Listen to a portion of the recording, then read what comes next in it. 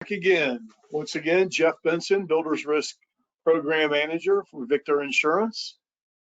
This is another one of our ongoing series of webinars, educational webinars with an emphasis on builders risk, of course, and construction coverage. Today, we're going to have some very current economic information. Some things just came out today, and we're going to talk about that a little bit.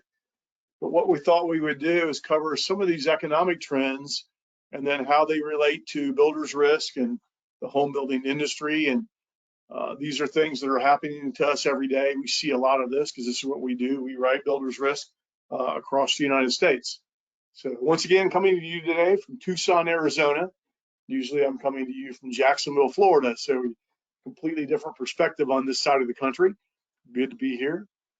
I will say it's very nice during the day, but it gets pretty cold at night in the desert. It's one of my observations so far. But so without further ado, let's get into this. So today what we're going to talk about is, first of all, the current economic trends, and then how that has affected the home building industry, and in particular, the builders risk line of business.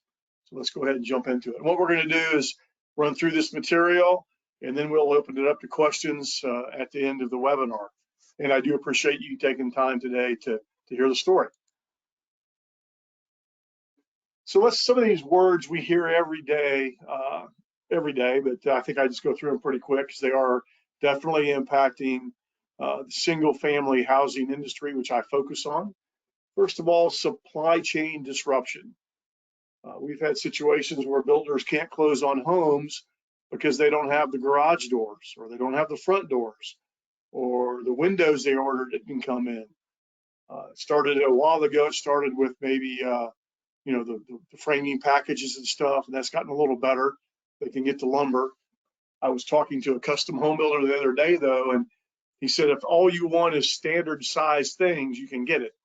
But if you have to special order it, it could take a very long time for it to come in. So we also have worker shortages, skilled labor. It's hard to find skilled interior trim carpenters, cabinet guys, window installers, so on and so forth. And the third thing that's really affecting us is inflation. We've all been affected by inflation, and the building industry is definitely impacted by that. What cost, X amount of money a year ago costs that much more today. So all of these things you have to take into consideration when you're writing builders risk coverage. So think about this. So these trends over the last year or so, this is what this led to. First of all, negative financial performance. The margins for the builders out there has gotten smaller. Maybe they were making some X percent margin a year ago, 2 years ago, and now they're making less. So they have to be extra careful and even more diligent in their inventory control and things like that. Lack of quality control. We have seen some claims rising out of the fact that maybe they don't have enough project managers, or maybe they're using subcontractors they've never used before. So that has impacted the claims that we're seeing on a daily basis. And the last thing is increased insurance premiums. We know that actually impacts the financial performance too. So as the claim experience goes up, cost of building goes up, the length of time it takes to build goes up, so be it with the insurance premiums. These are things that I don't think anybody would argue. The projects are taking longer to complete. Things that were taking 12 months a year ago are now taking 15, 18 months. We're seeing a lot of that. So I guess my advice to you is make sure you talk to your builders, because they know, things that they're just simply taking longer, and there's a lot more property exposed for a longer length of time. We're starting to see high valued homes are being built in what we call unprotected areas that are, let's just say, on the edge of development. We see a lot of this on the West Coast. We see very nice homes being built on the edge of national forests. So many times they are unprotected, which means they're protection class 9 or 10. And carriers, underwriters get very nervous when you're building high valued stuff in unprotected areas. So just be aware of that. So we've seen modular frame construction. This is more on the commercial side, but I just thought I'd touch on this. On the high valued frame market, when you see apartment complexes and stuff being built, that market from an insurance standpoint is tightening because of some of the large losses around the country. We're seeing rates go up dramatically, deductibles going up dramatically, less carriers providing capacity. The high value frame market is really all over the place. And we're starting to see that. And that's really coast to coast. That's not unique to any one part of the country. And I will say, as I go through some of the housing numbers, even though the single family detached construction has slowed down, the multifamily stuff has been pretty stable around the country. They are still building apartments and condominiums, and they build them out of frame, and they're high value. So that will be a tough market for everybody. So the loss trends that we're seeing, and I'm going to give you some examples of this, is first of all, theft. What I said earlier, so a lot of builders, as they've expanded, they have multiple projects going on. Perhaps they don't have enough project managers, so the job sites aren't under control like they used to be. So as the building materials sit there longer, unsupervised, as you can see, things happen to them. People, they get stolen, they get misplaced. I almost call it like a lack of inventory control. And this has definitely impacted the frequency of loss in the builder's risk line of business. So everybody that writes this business has been seeing this. And we're going to talk about some loss control measures, some of it's common sense, that can maybe reduce the frequency on these theft claims. So we are seeing more theft. And as property sits there longer and longer because of the delays of construction, it's exposed to more theft too. Soft costs, some of the things that maybe you don't think about are included that affect the financial performance of these builders. You have to consider that when you write the builder's risk policy. Think about their profit margins and things like that. You really have to do that. This is critical. Maybe the things, maybe another way I look at this is if you think of the selling price of a house, think about everything that goes into it: labor, materials, overhead, profit, soft cost. All those things are involved in that. So keep that, understandable. Water damage intrusion. You see this mostly in the multifamily high-rise stuff, but we're seeing some of this even in the single-family construction. Could it be a lack of quality control, maybe? Sometimes windows, skylights, or the roofing is not installed correctly. So we're seeing some water damage and intrusion. Sometimes a lack of control on the job site. Maybe a small leak starts on a Friday and they don't notice it. And then they come back on Monday and the small leak is now a big leak. A lot of this is plumbing quality control. And the last thing is, as always in builder's risk, we are seeing fires caused by different things. Seen some fires just caused by a lack of loss control on the job site. Maybe they didn't pick up things as well as they should have. So just keep all this in mind. All these things are magnified when you have a delay in construction, things taking longer to build. Current state of housing. And the first thing we're going to talk about is detached single family, because that's kind of what we focus in on our program. And the start information just came out this morning at 8:30 this morning. The U.S. Census Bureau released this. And October 2022, housing starts are now 8.8% below the same period of last year.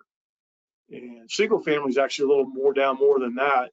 This is total multifamily and single family. So we're continuing to see a slowdown in housing.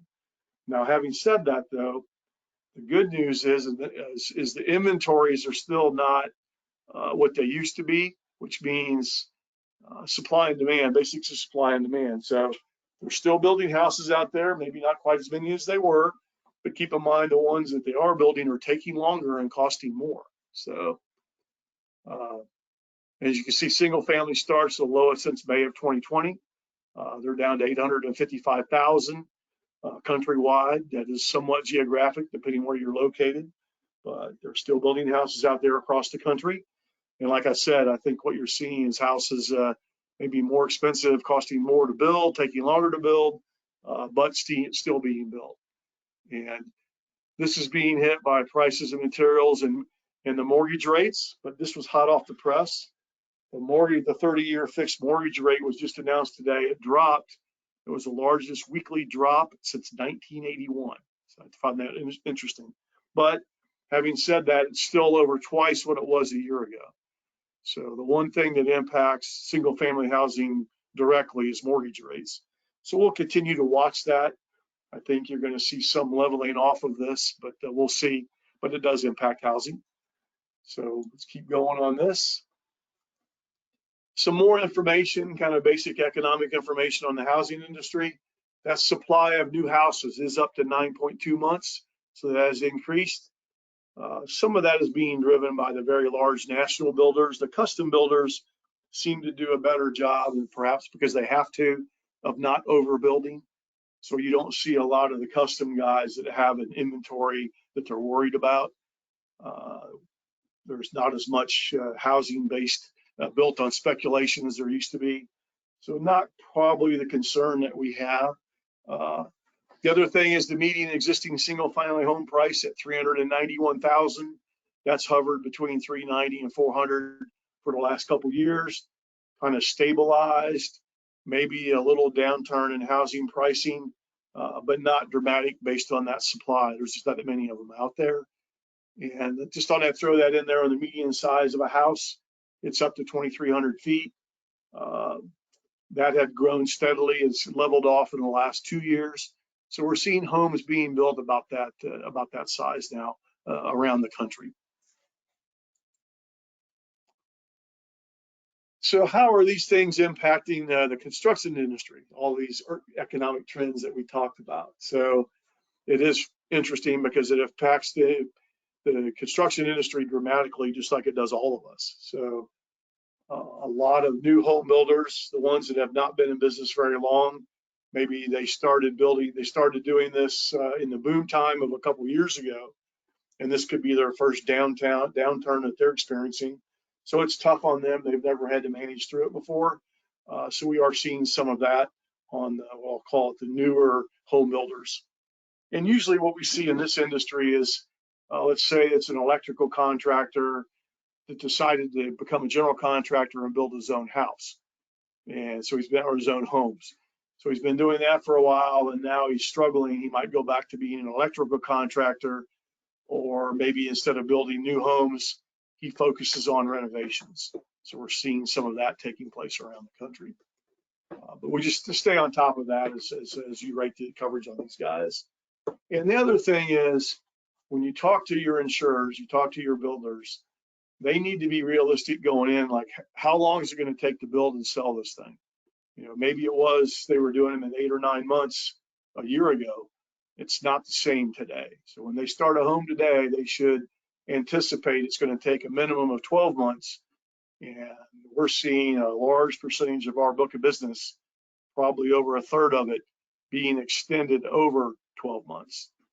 So just keep that in mind going in, because we don't want to create any gaps of coverage. That's the thing we're trying to avoid. Because you write a 12-month policy, and if you don't extend it, coverage ceases. And we all know if there's a house sitting there completed but not sold, there's a lot of exposure out there. So it's all based on extending that coverage. Some other little tips I think are important, but plan as far ahead as possible. I've talked to builders now that are ordering materials much further in advance than they used to. And especially if it's a custom materials, it might take months for it to get there. I talked to a builder not too long ago in Pennsylvania, and he said it used to take 60, 90 days. Now he doubles that in order to get his custom materials. And the increased cost. As soon as they know things are costing more, they need to tell you, the agent, and then you, the agent, notify the underwriter, which is me. We need to increase the value on this. I get this every day, multiple times, and that's good. As soon as you become aware of these increased costs, which happens maybe halfway through the project, let us know, and we can increase the value of the builder's risk coverage. I cannot stress enough to maintain inventory control. One thing that's not covered is just lack of inventory control, like misplacing something. That's not covered on any form that I know of. So they need to keep track of what they have. So if you have multiple projects going on, it used to be they would have materials delivered to the job site, and they were moving so fast, they would have them installed the day they were delivered. Now maybe they sit there and they're waiting. The longer they sit on the job site, the more exposure we have. So you have to have control of the materials that you have out exposed. And job site loss control, I cannot stress that enough too. As the home sits there, it's exposed to a lot of different things. So keep the project cleaned up. Make sure that people are looking at the project every day. It seems like things always happen over a weekend, so I stress that enough too. Might behoove you to have the project manager drop by the job site on the weekends to make sure everything's all right. I threw this in there about subcontractors, not to pick on anybody, but sometimes when you can't get the normal subcontractors that you've always used, you try new people. It might behoove you to definitely get the references, maybe even run background checks if you have to, just to make sure that you're getting the same quality of subcontractor that you always have. And that's kind of the emphasis on this is quality control. I've had some builders that say, well, I couldn't get this gauge steel, so I had to get lesser gauge steel. Well, then that lesser gauge steel is exposed to hail, and there's a lot more damage than there used to be. So there's a cost, a hidden cost to dealing with materials that aren't as good. So this compromise should be kept to a minimum. And once again, just cleanliness on the job site. We've had some claims where things build up and they didn't pick it up enough, and spark starts a fire. And next thing you know, we have a big problem. So all these things are critical to the success of the program. And now we talk about coverages a little bit, just to emphasize, the coverages you need to talk about. And insurance to value is probably the most important thing I can talk about today.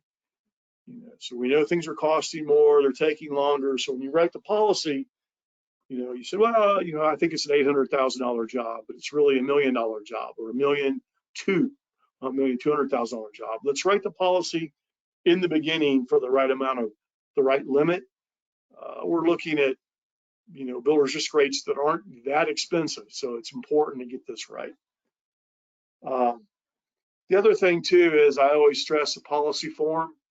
We're very proud of our form. It's evolved over the years to be very broad for what we do.